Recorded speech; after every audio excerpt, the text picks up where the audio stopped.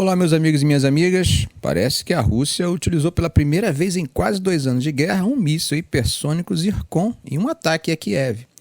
Isso mesmo, um míssil Zircon que, segundo informações russas, tem um alcance de 1.000 quilômetros, ou seja, cerca de 625 milhas, e viaja a uma velocidade 9 vezes superior à do som.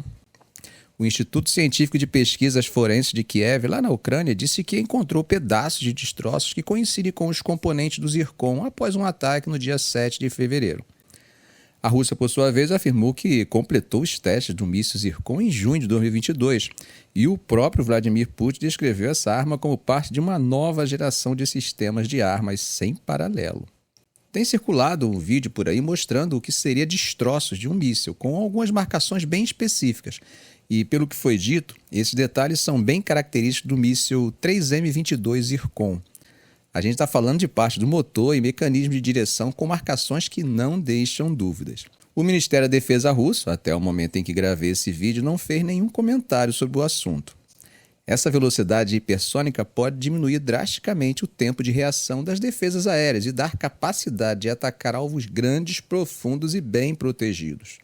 Se for confirmado o uso dele na Ucrânia, isso pode significar um desafio tanto para as defesas aéreas do país, que já não está numa situação fácil, ainda mais com essa incerteza sobre a ajuda militar do Ocidente, que por acaso vamos conversar sobre isso hoje. E vale lembrar, o Zircon foi projetado inicialmente para ser lançado do mar, mas depois desenvolveram uma versão que pode ser lançada da terra também. Não ficou claro se o míssil veio pelo mar ou pela terra, mas as marcações nos destroços indicam que a arma foi montada recentemente. E o mais triste é que o ataque no dia 7 de fevereiro matou pelo menos 5 pessoas e danificou prédios residenciais e a infraestrutura de energia, e isso segundo fontes oficiais. Mudando um pouco de assunto, a China e o Reino Unido terão um encontro de alto nível no final de semana. Gente, quando eu falo de encontro de alto nível, quero dizer que o encontro é entre estadistas. No caso em tela, são chanceleres. Isso mesmo, é que David Cameron, o atual secretário de Relações Exteriores britânico, está se preparando para encontrar seu homólogo chinês, o Wang Yi. E isso acontecerá durante a Conferência de Segurança que terá a simpática Munique, na Alemanha, como cidade sede do evento. O que torna esse encontro particularmente interessante é que será a primeira vez que Cameron se encontrará com o ministro chinês desde que foi, de forma surpreendente, nomeado para o gabinete de Rishi Sunak em novembro do ano passado. Agora, a trajetória de Cameron tem sido, digamos, um tanto quanto polêmica, especialmente considerando suas conexões com a China, que tem sido fonte de pressão desde que assumiu o cargo de secretário de Relações Exteriores.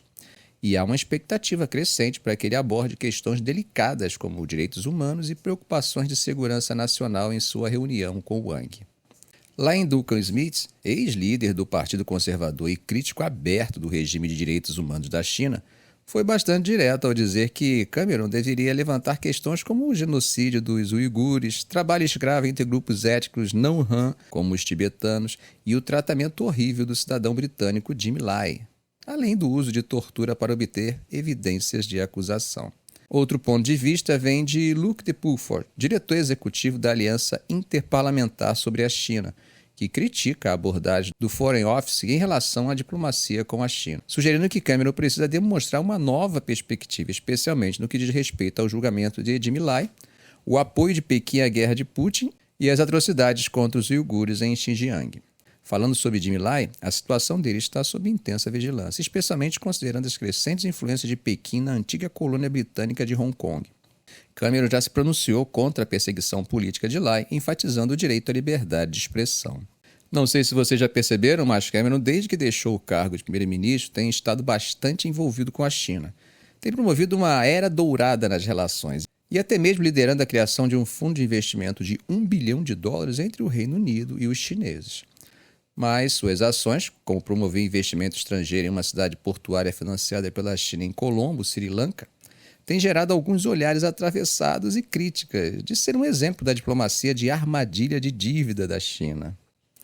As relações entre o Reino Unido e a China têm sido tensas, principalmente devido às ações de Pequim em Hong Kong, as preocupações com os direitos humanos em Xinjiang e a participação chinesa na infraestrutura crítica do Reino Unido.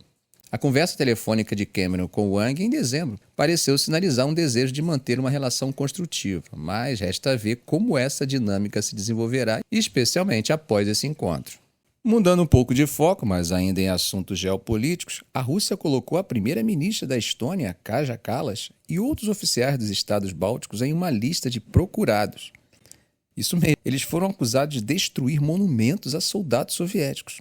Isso acontece em um momento em que Tallinn alerta para um acúmulo militar russo iminente ao longo de sua fronteira, o que tem acionado outra camada de tensão ao já complexo tabuleiro das relações internacionais.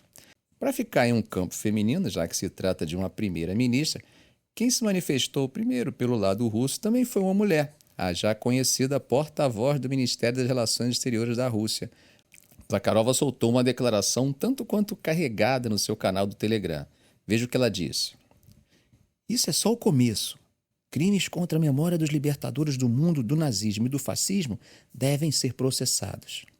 A Rússia ainda não especificou exatamente as acusações contra os 3 indivíduos não identificados, mas a coisa está esquentando. Eu digo esquentando pelo fato de que, desde o início da guerra, a Rússia tem colocado altos funcionários ucranianos e generais na sua lista de procurados. Mas agora, pela primeira vez, eles foram atrás de um chefe de governo conhecido, a primeira-ministra da Estônia, Kaja Kallas. E olha, Kallas tem sido uma voz ativa no apoio à Ucrânia, liderando esforços para aumentar a assistência militar a Kiev e apertar as sanções contra a Rússia. Sobre a ação russa contra ela, a primeira-ministra não parece surpresa. Ela respondeu através do X, antigo Twitter, que o Kremlin esperava silenciá-la com essa manobra, mas que isso não vai acontecer. Pelo contrário, ela afirmou que vai continuar seu forte apoio à Ucrânia e se manterá firme pelo aumento da defesa europeia. Mas não foi apenas a Zakharova que se manifestou pelo lado russo.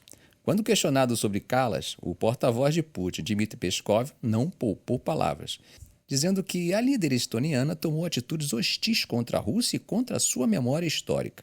A Estônia, que é uma antiga república soviética, tem vivido um momento delicado, especialmente com a aceleração da remoção de monumentos soviéticos desde a invasão da Ucrânia pela Rússia.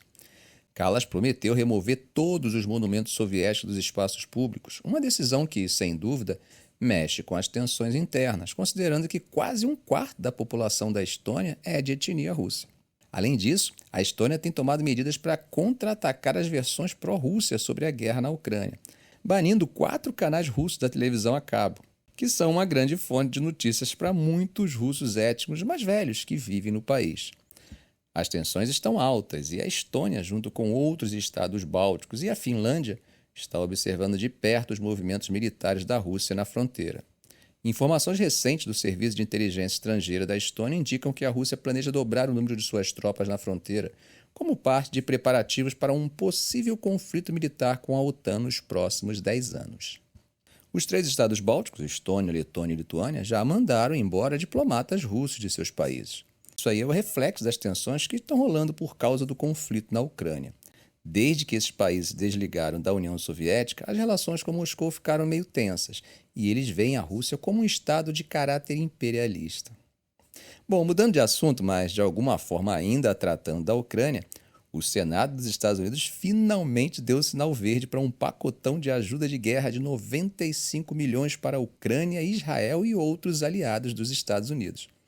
Isso aconteceu numa votação que varou a madrugada da terça-feira e agora o projeto vai para o lado republicano da Câmara, onde o futuro dele é meio incerto. Na votação, que foi de 70 a 29, o projeto passou fácil, contando com a aprovação da maioria dos democratas e 22 republicanos. O que chama a atenção é que isso meio que expôs um racha no Partido Republicano sobre qual deve ser o papel dos Estados Unidos no cenário mundial e a responsabilidade americana com seus aliados. Bom, mas falando especificamente do conteúdo do pacote, temos 60 bilhões destinados apenas à Ucrânia, onde, ao que parece, os soldados estão vivendo escassez de munição. A maior parte dessa grana vai para as operações militares ucranianas e para repor o estoque dos Estados Unidos de armas e equipamentos que foram enviados para a linha de frente. Além disso, 14 bilhões vão para apoiar Israel em operações militares americanas na região, e mais de 8 bilhões para parceiros dos Estados Unidos na região do Indo-Pacífico, incluindo Taiwan, uma tentativa de desencorajar agressões da China, que, como já comentamos em diversos vídeos, só consegue aumentar a tensão, uma vez que a chamada One-China Policy é prioridade zero para os chineses, que veem a presença dos Estados Unidos na região como uma intromissão externa em um assunto que não lhe diz respeito. Ah, mas também tem quase 10 milhões destinados a esforços humanitários na Ucrânia, Israel e Gaza, onde a situação está bem crítica, com quase um quarto da população passando fome e grandes áreas devastadas, como temos comentado em nossos vídeos. Como vocês sabem, Joe Biden está à mesa pedindo ao Congresso para acelerar a ajuda à Ucrânia, destacando que os ucranianos estão alarmados com a falta de munição enquanto enfrentam a Rússia. Chuck Schumer, líder da maioria do Senado e democrata de Nova York, comemorou a aprovação do pacote com uma mensagem clara de que a liderança americana é firme e não vai vacilar. Por outro lado, Mike Johnson, o presidente da Câmara dos Representantes pelo Partido Republicano, meio que jogou um balde de água fria na proposta, dizendo que ela não toca no que ele considera o problema mais urgente do país, a segurança das fronteiras dos Estados Unidos. Johnson, pressionado por Donald Trump e pela ala mais conservadora do partido, já tinha barrado uma versão anterior do projeto que incluía um acordo bipartidário sobre imigração, com o objetivo de controlar as travessias ilegais na fronteira com o México. Como vocês já sabem, desde o ano passado, os conservadores estão batendo na tecla de que qualquer pacote de ajuda externa tem que vir atrelado a medidas de segurança na fronteira para tentar diminuir os níveis recordes de imigração. Um grupo de senadores negociou por meses até chegar a uma proposta bipartidária que foi vista por muitos como um endurecimento severo nas políticas de fronteira. Mas com as eleições de novembro se aproximando e a imigração sendo um tema quente, Trump, que deve ser o nome republicano na corrida, não quer dar nenhuma vitória política ao presidente. A segurança da fronteira é uma preocupação grande para muitos americanos, que em sua maioria desaprovam como Biden está lidando com a questão. Como temos visto, Trump vem criticando o acordo sobre a fronteira e seus aliados no Congresso se posicionaram contra, marcando mais uma tentativa frustrada do Congresso de reformar o sistema de imigração dos Estados Unidos, que já está bem complicado.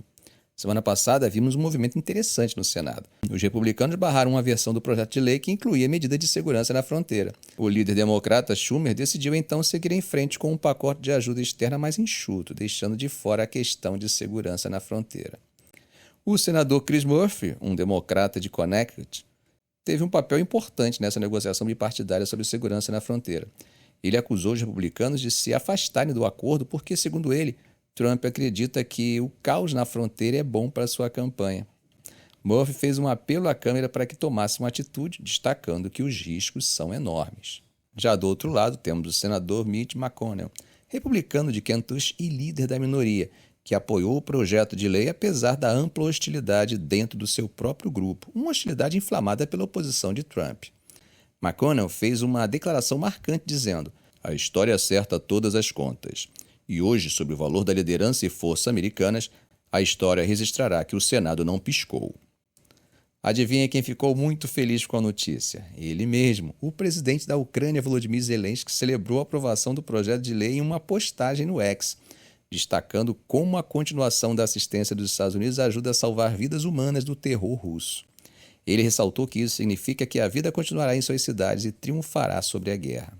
Durante uma sessão que durou a noite toda, um grupo de republicanos tentou atrasar a passagem do projeto com um filibuster, manobra que conhecemos bastante aqui no Brasil. A manobra foi liderada por figuras como o senador Rand Paul, do Kentucky.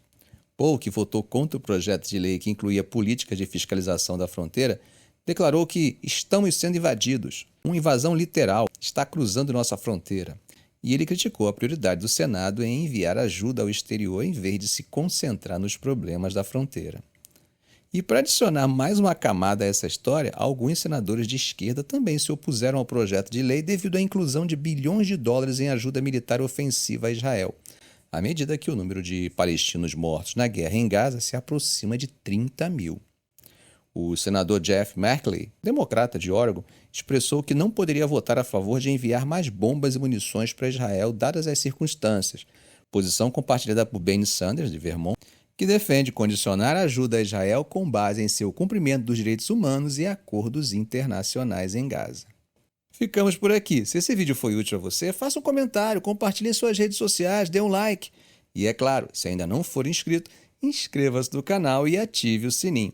Ok, gente? Um grande abraço do professor Arão Alves.